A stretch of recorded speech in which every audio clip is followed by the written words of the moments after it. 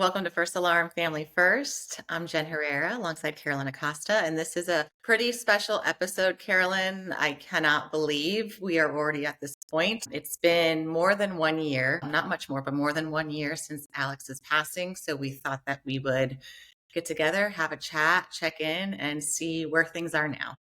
Yeah, it's incredible. This year has brought so many events we've posted, resources we've built, stories we've heard. It's also like brought a wave of emotions, I think. Well, we're going to get to the events because those are important because that's why we're doing this to try to make a difference. But I know firsthand that so many people have been very worried about you the past 365 days. I asked you this question really early on before the podcast, the show officially even started. How are you truly? How are you 1 year later? Like I said, it's hard to believe that a year has gone by. It's definitely been ups and downs, holidays and stuff for the first time not having Alex here is a hit, but we're doing okay. We're doing well. We're definitely rebuilding our lives. We're learning the new normal for us. With that, yes, there's still a lot of pain, but I know that we're taking this pain and making it like our mission and our purpose. So that kind of helps us heal too. And I don't know that you can pinpoint with this question, but I'm curious when it all happened, the day of, the next day, the next week. I imagine there were some moments, not a lot because I do know how strong you are, but I imagine there were some moments of how the hell am I going to do this? What the hell am I going to do? And I don't think you sat in those, just knowing your personality. How proud are you, or how surprised are you, maybe is a better way of saying it, of how you have been able to get through this? I guess you don't know how strong you are until you actually in a situation. I'm very surprised on how I handle things and how resilient my son has been. I think that's also helped me seeing him very resilient and he's moving on. Obviously, he misses his dad. So that's helped a lot. I've honestly surprised myself. I really didn't expect this. Alex did everything for us. I mean, literally, I just took care of my son and the house and stuff like that, but he did everything. And learning to do that has also, kind of empowered you. So it's been just very surprising. But like I said, I think he was having my son be in a good place. Obviously, he misses his dad, but seeing him well made me stronger and made me want to focus more on like, how do we move forward? Yeah. I know just from conversation, things surprise me all the time that you share in such a great way. And I don't know that people think about these kinds of moments on the surface. Most of us cannot imagine losing our spouse, especially in the manner that you lost Alex.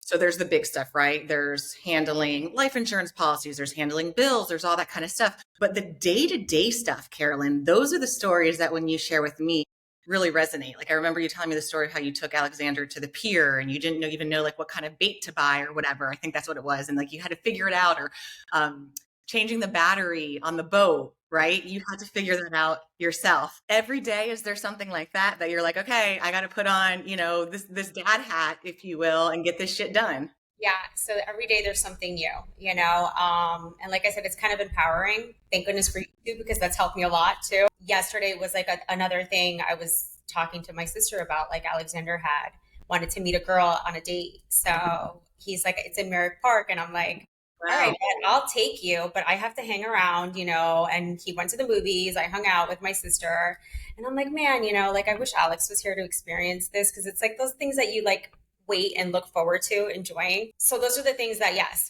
like learning how to change the battery, learning how to do things with my car, the house, the AC. So I'm learning a lot. I can't obviously, thank goodness I have like friends who have a friend. So that's also helped. But yeah, it's been interesting and it's been a big learning curve. Yeah, because you're having to wear both hats and Yeah. in like traditional, if you will, for what it is, like the mom hat and the dad hat. Yeah, no, definitely. But I also think that for some reason, and I could be completely wrong, but I feel like first responder wives, we do that when they're on shift. So we're kind of used to handling. So I don't know if that's made it a slightly bit easier that I didn't always have him with me, that I had to do things on my own with Alexander. I'm not sure because I just feel like maybe that's helped a little bit for my case. Do you still ever have like a why me moment? Like, why did this happen to me? How did this happen to me? Yeah, like every day. Every day, at some point in the day, maybe multiple times a day, I'm like, is this really happen? because it's still, I just can't believe it. Like anybody who knew Alex, like he never showed that to you, right? He was always either pushing it in or hiding it. You could probably see it in his eyes, but he was just such a strong, always helping others. Like he would leave his stuff to the side, and like if you needed help and gave him a call, like if Jason would have said, "Hey, listen, bro, I need help with my car or whatever," he would have dropped everything and been there. So I didn't see that. So, yeah, it's I still can't believe it. No, and I from anybody, every story you hear, right? Anybody who knew Alex, I imagine still feels that same way. You mentioned like always having a friend who has a friend or something like that, which is very Alex, right? That's very telling of who Alex was. How has, because I think about this a lot, and you hear this, right? When there's a loss initially, there's this like outpouring of support and this outpouring of help and whatever you need. And then as time goes by, right, it kind of trickles away. Have you found that your circle, that your support system has maintained a presence? Yeah, I definitely have. I think that, we have a like a community, the fire service, police and stuff like that. I really truly do. But I also think it's like a two-way street. Like, you know, I reach out to and like we reach out to each other. But yes, definitely there's been so much support from the guys, even from my friends and their husbands. Like I will message you, I message you, hey, do you know of a contract? Like it's like a team, it's like you need a village. Yes. I do always count on my village. I'm always trying to like keep them close because I will need it, even if it's for later, for future, for Alexander, Yes. hey, he needs some guidance as a growing boy into a man. Like I need a male figure to like help me out. Hey, listen, I have a question. Can you talk to my son? Right, right. Well, and this is a really big year for him, and Yes. we don't want to like violate his privacy too much and talk too much about him, but he's going into high school. This is a big step. Yeah. Yeah, no, it's definitely a big step, and I feel it already. Like I said, yesterday was like a date, and I'm like, I'm cool. Like, listen, we all did it, It's but it's totally normal. baby. And he's like, telling me all these things. And I'm like, okay, just don't react too much because you want him to continue to talk. So I'm like, oh, okay, that's cool. Yes. Hey, if I can give you any advice in that department, exactly what you just said. Just don't react. Just listen. Try to be understanding, and then you can spaz out. In the midst of keeping it all together, Carolyn, because that's what you have done this past year, you have also made it your mission not only to get answers or to understand what happened to Alex, but to make sure or to help prevent it from happening to another first responder or a first responder family. I mean, you hit the ground running and you have not slowed down at all. What keeps you motivated? What keeps you motivated every day? That, okay, I got to keep going, because there have been moments, right? We've talked about, there have been moments where it's kind of like, I don't know, this is a lot. Yeah. I think honestly, it's been the people when we do our podcast, when we go out there and are at these events, and they come up to you and they say, thank you for what you're doing. And then they share their stories, or they say, you know what, I saw something on the podcast and it helped me or it helped a friend. That's what keeps me going because I know we're doing the right thing and we're on the right path. That's really been the fuel. Yeah, I love it. And we have a lot of these stories, but one of my favorites is a woman reaching out on social media. And we talk about spouses a lot, right? But she said that her son had just become a firefighter and she was nervous and she was thinking a lot of things, and just how grateful she was that she had stumbled upon the show and that she knew what to look out for. She knew what questions to ask, and doesn't it just kind of is like, okay, this is why we're doing this. We hate that we have to do this, but this is why we're doing this. I mean, honestly, I wish there would have been something like that I could have like tuned into, because I think it would have opened my eyes up a little bit more. Not that I lived in a bubble, but like these guys, they keep things from us, and I didn't realize, and I'm sure for you too, Jen, is, did you've learned stuff from here too, especially at home with your husband, and maybe what your dad went through and stuff. So it's definitely been an eye-opening experience, and I wish I would have had something like this that I could just like watch and learn. Yeah. It's given, this whole experience has definitely given me a much better understanding of my father, and why he handles things the way that he handles things. And it's probably made me more annoying to Jason, right? It's probably like, stop asking, because I am much more inquisitive than I ever have been. And I'll admit this, that's not my personality. Like my personality is not like a coddler, like, oh, are you okay? Like, how was your night? And not that I say it like that, because I still don't say it like that. But it has forced me to not conduct myself how I would normally conduct myself. And it's important, right? Like I can get out of my comfort zone to make sure he's okay. Exactly. I think men are different too. Like I was never a coddler too, and I have a hard time with it. Just I see it in my son, like they'll coddle. Um, but I think if I would have known what their day to day is at work and stuff like that, I definitely would have been like, "Hey, babe, let's sit down, let's cuddle, let's talk, let's," given that him more time to be able to open up. Where like they come in and you like hit the floor running. All right, I need this done. We got to go here. Alexander needs to be taken to this place. Like there's no time. We're always in the go go. Yeah. So definitely, I think maybe like some time for them too to be like, hey, how was your day? How was your day, honey? Yeah. And like we're laughing about it, and I think that's okay. But some people by nature are just a little more sensitive. I don't, Jason jokes that we're cold, but Hey, nurturing has a lot of different levels, and it's what works for people, right? It's why we click with certain people, and it's why we marry the people who we marry. It's what they need, it's what they want. But it's definitely opened my eyes in a whole different way. And it's interesting, and it's not just Jason, my husband, but I think our show, our conversations has almost given some first responders permission to really evaluate their mental health a little bit, or permission to be willing to talk about it openly with other people. I think they feel less alone and more. There's more of like they can really, like, hey, listen, this affected this guy too. It's not just me. We've seen it firsthand. Them coming up to us and telling us, hey, listen, thank you for what you're doing, and then they go into their story, and it's also affected me. Or I was on a call last week, and I didn't think it was going to hit this way, and now I can't sleep. So we've definitely, I agree. I think they're finding themselves like it's okay. It's okay to express how you're feeling. Yeah. I know that I look at calls differently. If I hear a story or something, or even like, on the news, I'll see a story and I'll see like, the response, right? The rescues on scene, the engines on scene, the fireboats on scene, and a horrific event recently. And of course, you're thinking about the victims, right? First and foremost. But I also think about the firefighters on the scene. And I never did that before. I never did either. I just, it's weird. Like you feel like, okay, like when a surgeon's going into surgery, yeah, like they're used to like looking at blood. I felt the same. I guess I would kind of relate that to the same. Like they're firefighter police. They can handle that adrenaline rush. They can handle seeing like blood and, they don't mind getting their hands dirty. Not realizing like nobody can really handle that. That's a human being. You're trying to save a life, It's not like you're behind a desk, and you send the wrong email. Like this is life or death. So I think that right there, for some reason, it just kind of, I never really thought of it that way. I don't know why. And I've noticed that a lot of civilians don't really think about it that way either. No, yeah, I don't think we're alone with that, but I'm glad that we're talking about it, because it starts the conversation, and it reminds people that yes, these human beings are on these scenes to save other human beings, but they're still human, and they're still taking that home, especially, any sort of incident involving children. Yeah, those are really.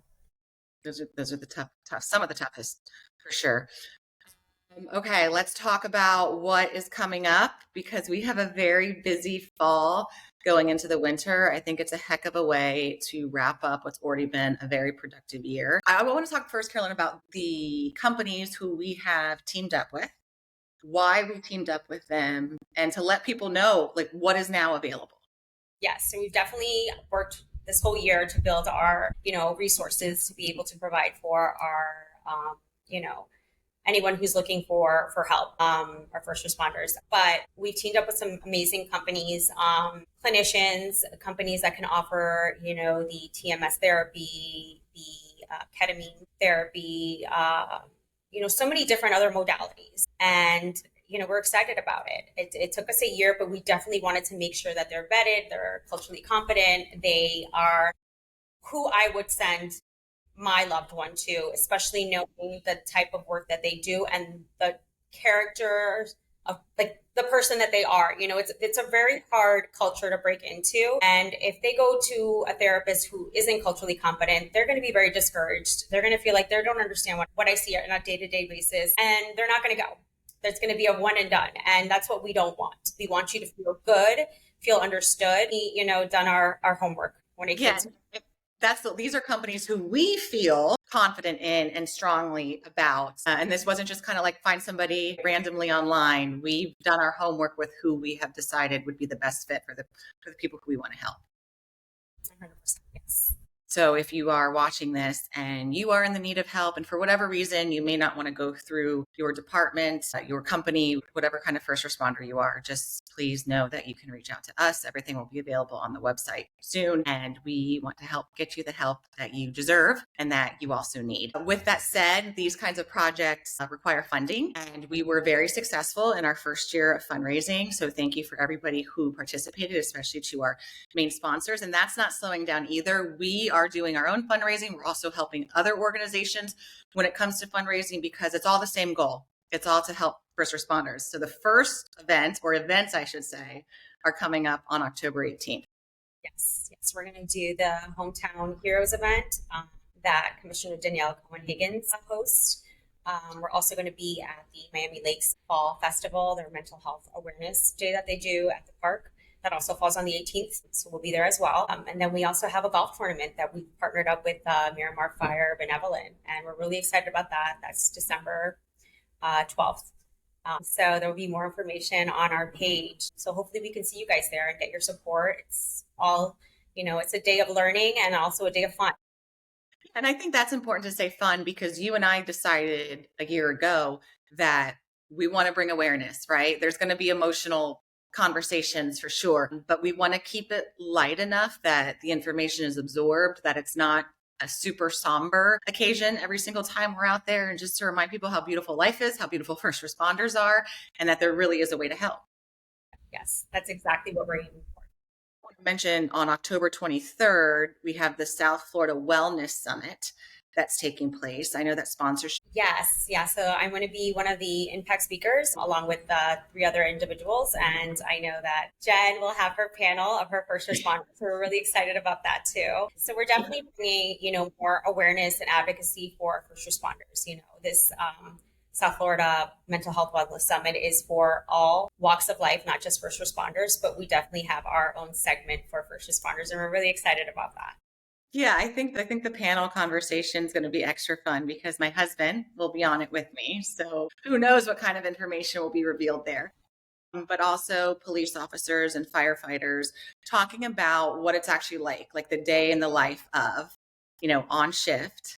And then what it's like coming home sometimes with people who may not understand exactly what they went through. So we're really excited about that. And like Carolyn mentioned, it's not just for first responders. It's for everybody to kind of check in when it comes to their wellness and where they are. But we were really excited. It's the first one, the first South Florida Wellness Summit. So we're very excited to be a part of that as well. All of this information is on our Instagram page, including some links where if you want to become a sponsor, which is always appreciated, you can head there and do so. Carolyn, if someone's watching who recently lost a loved one or is living with someone who they believe may be battling, do you have any advice? I guess let's start with first, if people are noticing some things. Let's start there.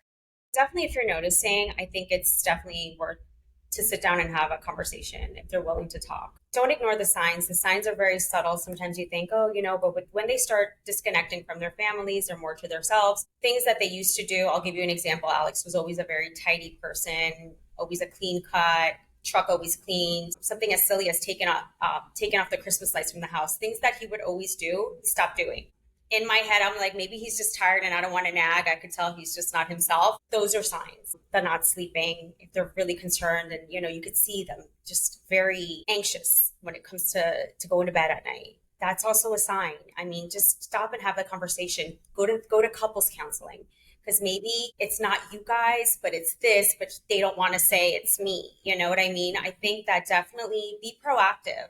That would be my advice. And also try to educate yourself as a spouse. Look, there's so many podcasts, not just ours online, about first responders, what they see, what they go through and their stories. And you find yourself like, wow, that sounds like my spouse. Do you think, and I know there's no Monday morning quarterbacking with any of this, but do you think Alex would have been receptive to if you had been like, hey, let's go to couples counseling? Because I can't say that Jason would be receptive to that if I brought that up, honestly. Do you think Alex would have been? Looking at what he went through and those last months and how much he was seeking counseling and therapy and, I think he would have been open. I just think that, sometimes we're so caught up too in our day to day, and we really look at them as that first responder. Like, this is what they do. They don't get affected by it. And then we kind of like shut that off, And again, I don't coddle. And, maybe that's something that I don't do. And I need to learn to maybe do that, especially with my son. Maybe he is like really having something going on. So I've definitely had to check myself and be like, you know what? I need to pay more attention, and this can wait. This is not important. Let me figure out what's happening here because somebody's just not being themselves. Yeah. No, I think those are huge reminders. What about Carolyn, and God forbid, somebody's going through what you went through a year ago and they recently lost their spouse or loved one? I mean, there's no one, two, three, right? There's no handbook on this. But what would you say has gotten you through the toughest days, the darkest days? So, counting your blessings. And I know this sounds like cliche and people say like, oh, but honestly, looking at what I do have versus what I don't have, having a lot of faith. I pray every morning, and give thanks for, my life, for being here for my son, for having my husband those years that we were together and all the things that I learned from him. I feel like gratitude helps me get through things versus, and again, I'm not saying I'm grateful every day. I mean, there's moments that I'm grateful, and then 10 minutes later, I'm like, what the hell is this shit? Like, why am I walk this walk, like I don't deserve this. But then I'm like, stop, because this is just going to lead you to nowhere. It already happened. You can't change it. Let's just look at things differently, So that I think has helped me. And another thing I wanted to go back to the second question, the previous question was I recently went to one of these meetings, a mental health meeting that Miami-Dade has, and they were talking about the mobile response unit, which is like a 1-800 number that you call, and they are connected to also like 911 and stuff. They don't work together, but sometimes 911 gets here and then they call them. Schools use them a lot too. If I would have known that, I would have called them the night before it happens because I saw him very off. And they come in, they won't Baker act you. They will go through their steps. And if they see that he's going to harm himself, then they'll Baker act. So this is something that I would have probably called, and within less than an hour, somebody's here, a peer supporter is here from their team to help just escalate their anxiety or whatever they may be leading up to. So I thought that was very interesting. I was like, man, I wish I would have known about that. No, I think that's hugely important because as the loved ones, right, as spouses, like we don't want to call the police, especially when your partner is a first responder because they're all connected. They all know each other. You know what I mean? So you're trying to keep it as confidential as possible. And I remember being at one of those meetings with you and them talking about the mobile response units. I think that's huge because there's not an affiliation. They're not locking them up. No, they're not locking them up. They're not putting handcuffs. It's not aggressive. It's not another trauma for them. Right. So, they come in and they try to like smooth out the situation and get the help that you need to get fast. And they're there in less than an hour. They were showing me like their, data and stuff like that. And I just thought that was very interesting. And, something that if somebody is actually going through crisis, please reach out to them. I know you don't want to call them. Don't call 911, call them. And if they need, and the person is going to harm themselves, they will call 911. But listen, it's better them get 911 there than them taking their own life. I mean, when you look at it that way. You got to remind me because I want to put that contact information and the right name in the show notes after this because I have a feeling that people are going to definitely want that. I have to ask you, and I don't want to make you upset, but Alex reminders. Are there Alex reminders every day? Are there little, because I believe in it, right? I believe in little messages or something to let you know that he is still with you guys. Yeah, I mean, every time I see like a number on the phone, like 911, every time I look at my phone and it's always on 911, I think of him. Just, like everything. I look at everything that he did in the house. I'm like, that's when he built the dock. He like so many things that remind me of him. I feel him because it's crazy. Like obviously this is hard and it gets a little heavy sometimes, but when I'm feeling a little down, something happens, like I get a phone call or I get an email and I know it's him and I know it's him and he's proud of like what we're doing and how we're making this foundation, like, take off. I know that's him. I know he's proud. He's proud of me. He's proud of you. He's proud of all of us. He's like, I know he is. I can't explain it. I just know it. Yeah. I have goosebumps like crazy right now. Like I don't have this sweater on. Like it would be insane. This has been awesome to catch up. I can't believe it's been 1 year. I think that you should be incredibly proud of yourself. I think you should be incredibly proud of your son, just the way that you guys are handling this with such grace. Well, honestly, I couldn't do it alone. I need my team. I need my people. I need you, Jen. Like, I feel like I've met my like soul sister, and like it's amazing when you surround yourself with good, positive people that have that same like mindset. It's huge. You can Yeah. like change the world, and that's what we want to do. We want to bring change to this. It's the same mindset. It's the same mission, and we're making it happen, and we're not going to slow down. So I can't wait for another 365 days of doing this. I'm going to try to remember to link everything in the show notes so that everybody has it. Please reach out if you or if somebody you know is in need of help, or maybe you just kind of want to bounce things off some firefighter wives. We are definitely here for you. And always on First Alarm Family First, we remind you that if you see something, to sound the alarm. Save a life. We'll see you next time, guys.